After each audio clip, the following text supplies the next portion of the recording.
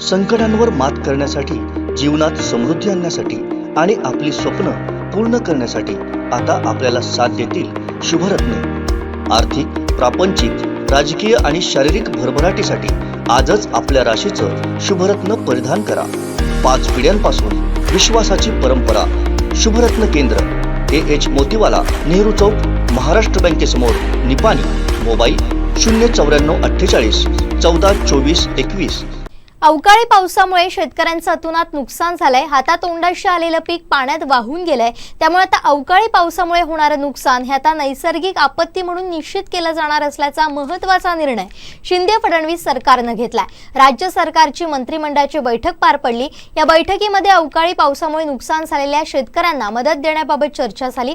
त्यानुसार सततच्या पावसामुळे शेतपिकांचे नुकसान झालेल्या शेतकऱ्यांना मदत मिळण्याकरिता प्राप्त झालेल्या प्रस्तावाकरिता योग्य निकष निश्चित करून शासनास शिफारस करण्याकरिता कृषी आणि पदुम विभागाच्या 21 डिसेंबर 2022च्या शासन आदेशानुसार अप्पर मुख्य सचिवालयाच्या अध्यक्षतेखाली समिती नियुक्त करण्यात आली होती। या समितीने सततच्या पावसासाठी निकष निश्चित करण्याबाबत तयार केलेल्या अहवालात शेतपिकांच्या नुकसानीकरिता विहित दराने मदत देण्याकरिता सतत पावसासाठी काही निकष सुचवले। हा अहवाल मंत्रिमंडळाच्या बैठकीत ठेवण्यात आला। 15 जुलै ते 15 ऑक्टोबर या कालावधीत महसूल मंडळाने सलग 5 दिवसाच्या कालावधीत प्रत्येक दिवशी किमान 10 मिलीमीटर पाऊस झाल्यास आणि त्याच महसूल मंडळात या कालावधीत मागील 10 वर्षांच्या सरासरी पर्जन्यमानाच्या तुलनेत 50% किंवा त्यापेक्षा जास्त पाऊस झाल्यास सततच्या पावसाचा पहिला ट्रिगर लागू राहील। अशा महसूल मंडळाने पहिला ट्रिगर लागू केल्यास दिनांकापासून 15 दिवसांपर्यंत सामान्यकृत वनस्पती निर्देशांकांच्या निकष पुढील प्रमाणे तपासण्यात येतील। 15 जुलै ते 15 ऑक्टोबर या कालावधीत खरीप पिकांचं सामान्यकृत वनस्पती निर्देशांक 5.5 किंवा त्यापेक्षा कमी आल्यास सततच्या पावसाचा दुसरा ट्रिगर लागू राहील।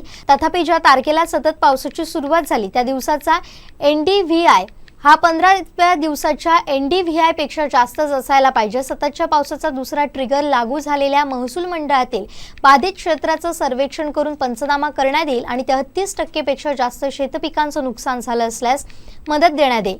त्याचप्रमाणे जून ते ऑक्टोबर 2022 या कालावधीतील सततच्या पावसामुळे झालेल्या शेतपिकांच्या नुकसानीसाठी मदत देण्याबाबत शासनास प्राप्त झालेल्या सर्व प्रलंबित प्रस्तावांकरिता वरील निकष वापरून पात्र ठरणाऱ्या शेतकऱ्यांना राज्य आपत्ती प्रतिसाद निधीच्या सुधारित दराने मदत देण्याचा मंत्रिमंडळाने निर्णय घेतला।